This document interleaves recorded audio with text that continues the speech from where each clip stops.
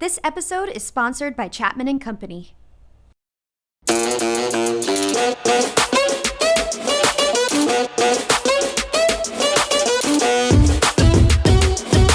Welcome to the Startup Spotlight series hosted by Mug.News. In this show, we highlight startups throughout Middle America who are supporting their community through diversity, innovation, and creativity. I am your host, Caitlin Clays, so sit back, relax, and enjoy this week's Spotlight. Welcome to the Startup Spotlight series, where we highlight impressive startups throughout the Midwest. Here with me today is Jeff Sloan, the founder and CEO of FanLabel, a music gamification platform that lets fans create a fantasy record label experience, which I will let him explain a little bit more about in detail. They are also based in Birmingham, Michigan. Jeff, thank you so much for coming on to the show. Caitlin, it's good to be here and to share a little bit about FanLabel with you and your listeners. Absolutely. And we talked a little bit off screen and you were going really into detail about these really cool things you do. So I would love to kind of dive a little deeper. Could you tell me more about FanLabel? Yeah, essentially, sure, of course. FanLabel was born on the premise that, fan engagement obviously drives the music business, just like it does all of entertainment businesses. And so we wanted to create a platform that really would provide a deeper engagement for fans, leading to really important outcomes for the music industry, which we can talk about in a second. But on the surface of it, modeled after fantasy sports, FanLabel allows a player to come in, open up a free fantasy record label, and play various contests and tournaments and so on, whether globally or in a league just against their friends, where they, instead of drafting players like you would in fantasy football and winning or losing based on how they perform, you actually sign songs out of the based on the genres you pick and the pool of music we serve up to you. You sign the songs that you feel will perform the best commercially in the real world, that based on stream count. And so you have these songs signed to your label, and as your songs earn streams in the real world, your label earns virtual royalties, essentially points, in the FanLabel world. And you rise up on the leaderboard. There are different reasons to play and different values for playing. I mean, you can play to discover new music. You can play to test your ear and see if you can pick a hit song. You can play for bragging rights. You can play competitively to play hard, to win. I want to win. I want to be the top FanLabel player this week. I want to show the world I know music. And you also win great prizes, backstage meet and greet opportunities, artist merchandise, etc. And or you can then spend your royalties that your label earns in our marketplace on really cool artist merchandise and other stuff in lieu of cash. So that's kind of at a high level how FanLabel works and what its purpose is in the world. And we're getting lots of excitement around it, both from partners as well as players and investors and so on, who are really excited about the platform. Absolutely. So I'm a little curious then, when was FanLabel founded? And I'm also a little curious as to what gave you the idea for FanLabel? Yeah. We were founded roughly 4 years ago. The first year or so was really spent, coming up with the idea, really coming up with the platform that really brought it all together. Then we started into development significantly in the second year after raising our first round of funding. We then ran into the COVID year. That slowed us down a bit. And then we picked up again really in earnest this year. And so that's kind of been the trajectory. Founded about 4 years ago and really now hitting our stride. And then the genesis of FanLabel was because I was at an event, heard this great band, great sound, and they were playing what I believed was a hit song, but I had never heard it before. And so I approached the band. I was curious. I just said, why isn't that song? Why am I not hearing that song? Why isn't it on the charts? Why isn't it a hit? And they said, listen, we're artists. We love our music. We love that song. We believe it's a hit song, but we're not entrepreneurs and we're not signed and so on and so on and so on. So I said, what a shame. Still so much today, music is really controlled by the gatekeepers, a lot of, infrastructure, a lot of legacy positioning of various players within the music business that makes it hard for most artists to break out. And so FanLabel was born as a way for them, and this is ultimately where we're headed. Indie artists will be able to enter their songs into the contest once we have lots of players playing.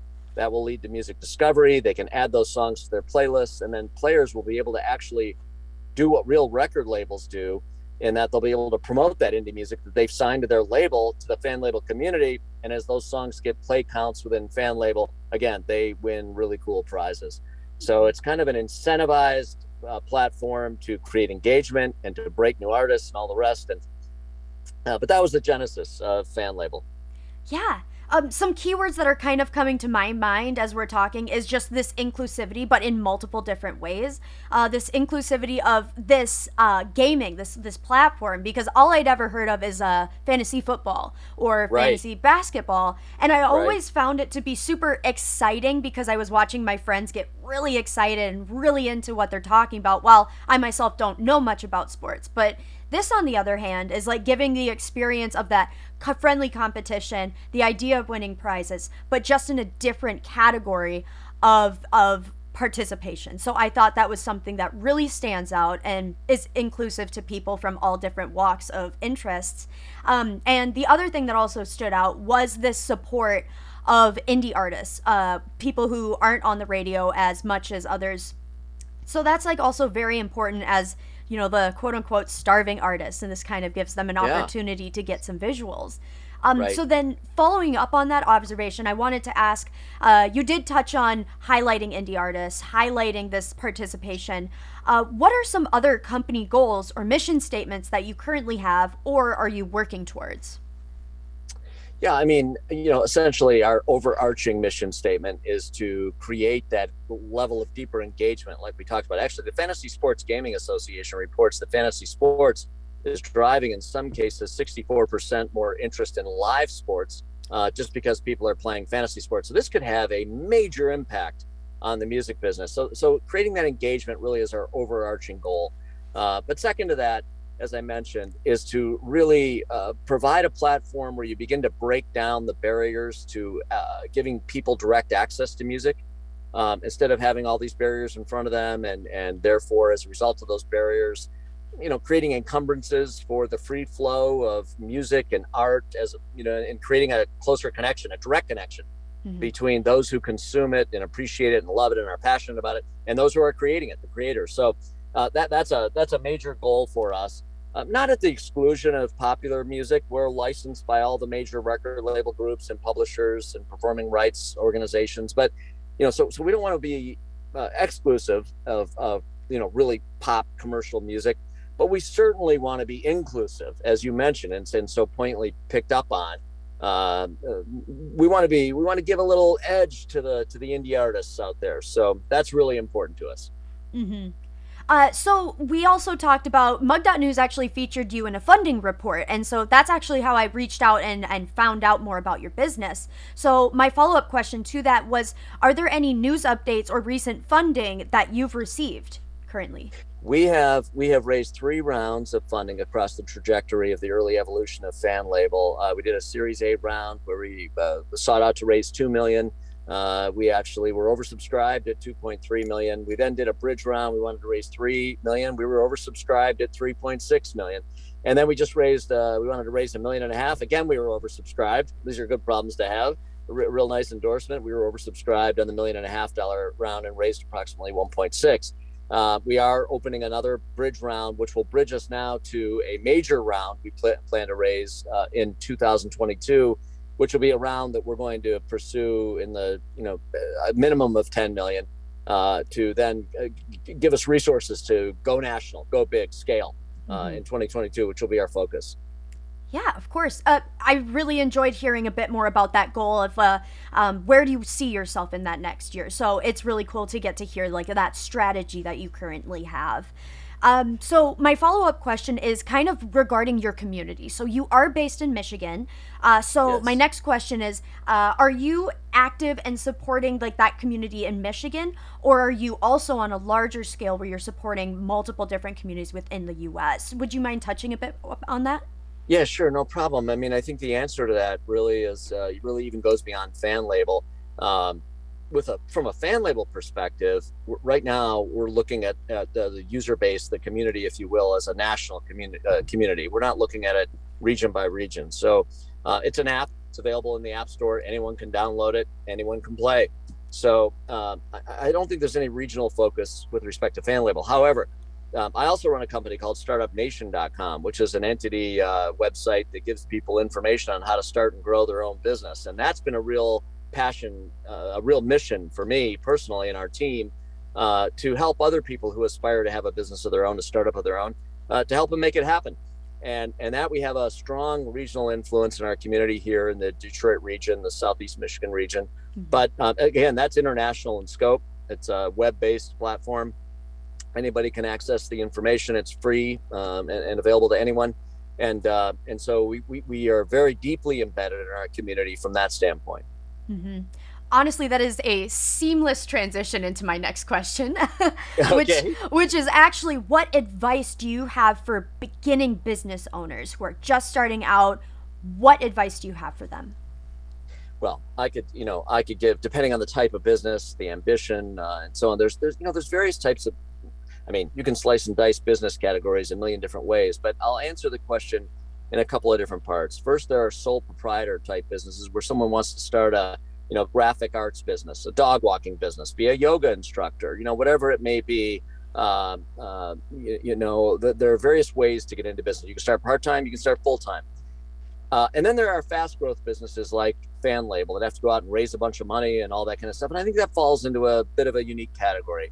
But if I were to try to find commonalities across the category that I think are really important to point out, I mean, I think first and foremost, you really, before you jump in, before you dive in, validation is critical. It's really important to do your research and not just be emotional about your idea. It's critical, obviously, to be passionate about your idea and at some level emotional, but that all has to be rooted solidly on a strong, solid foundation of, I've done my research. This is a valid business opportunity. I'm not going to spin my wheels and spend my energy on something that's likely to fail.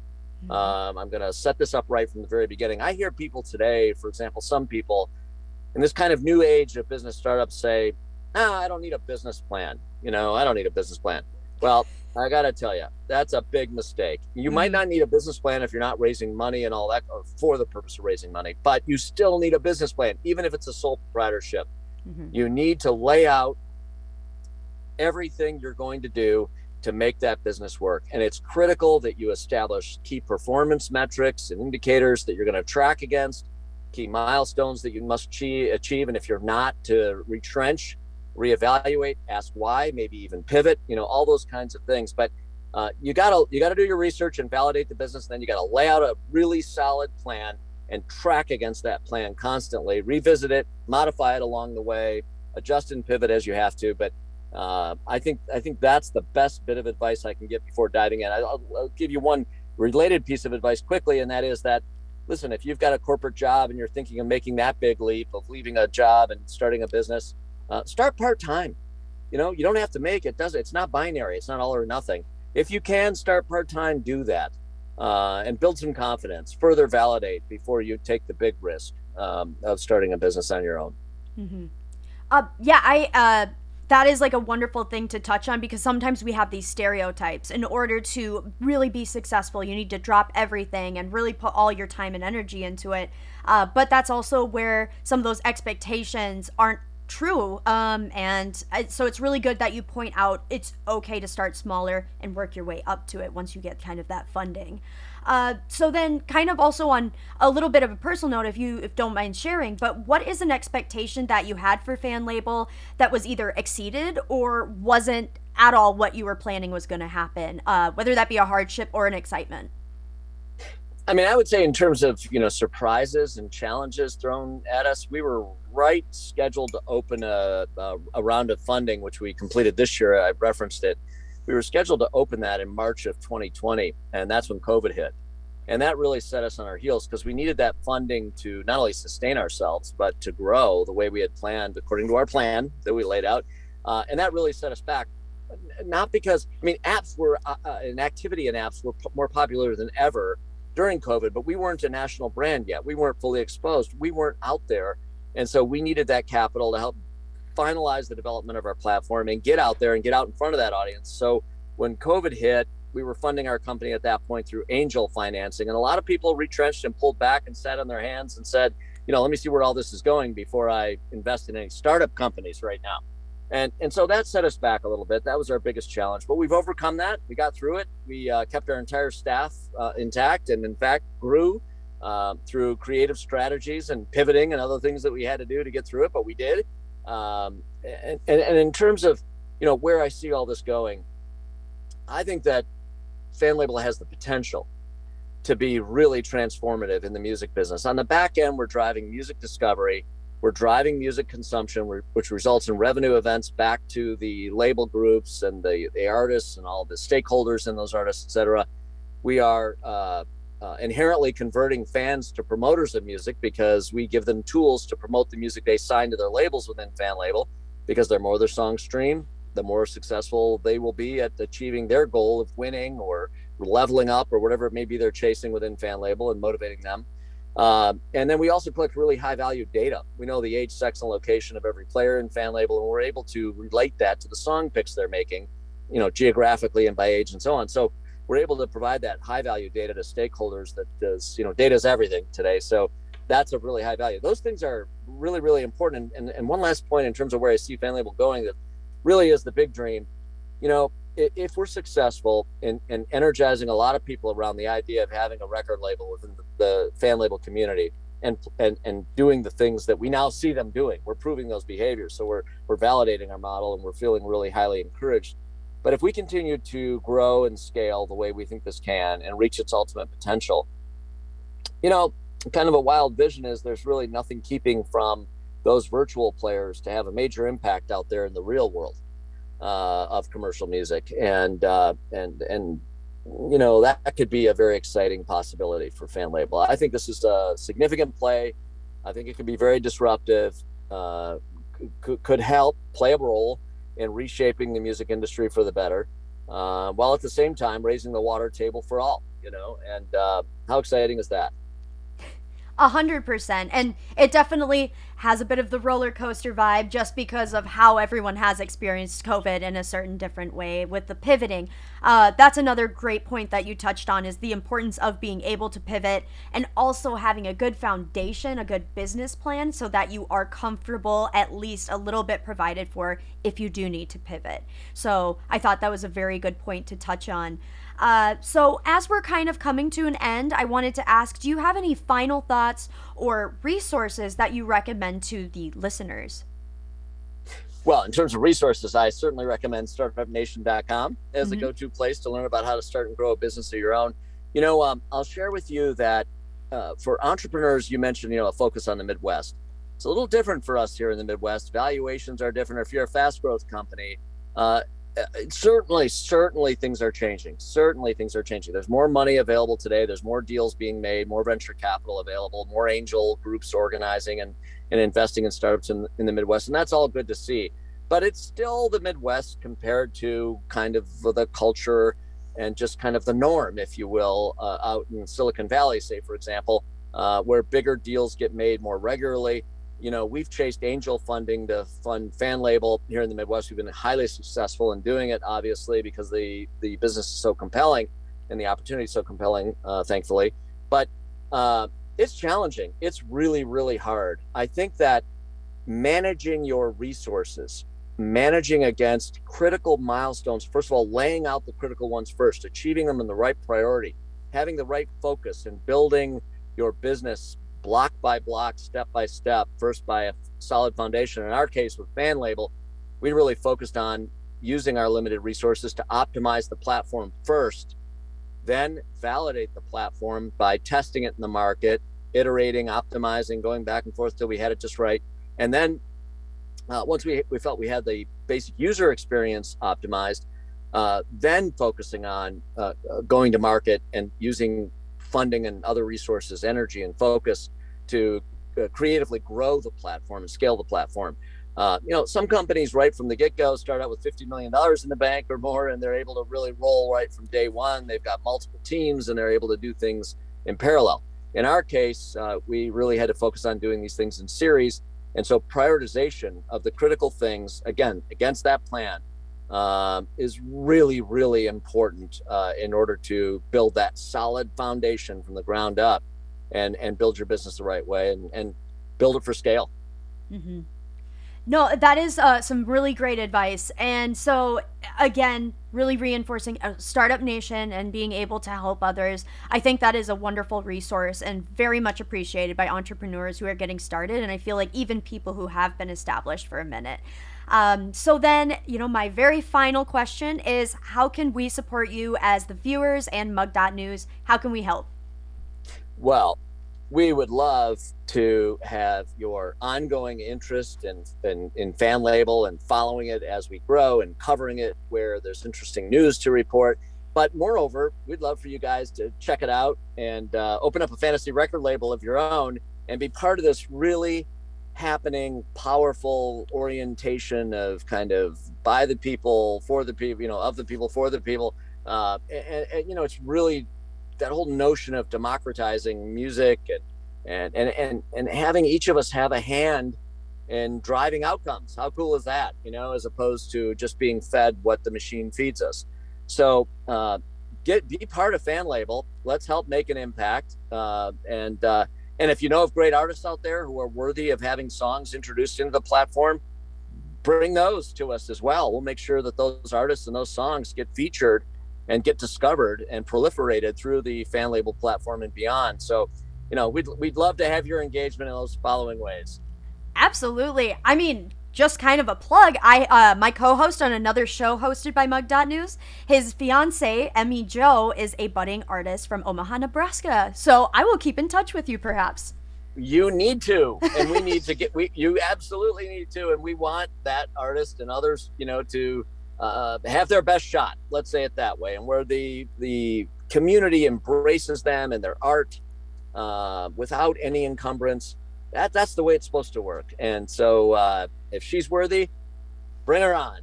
Absolutely.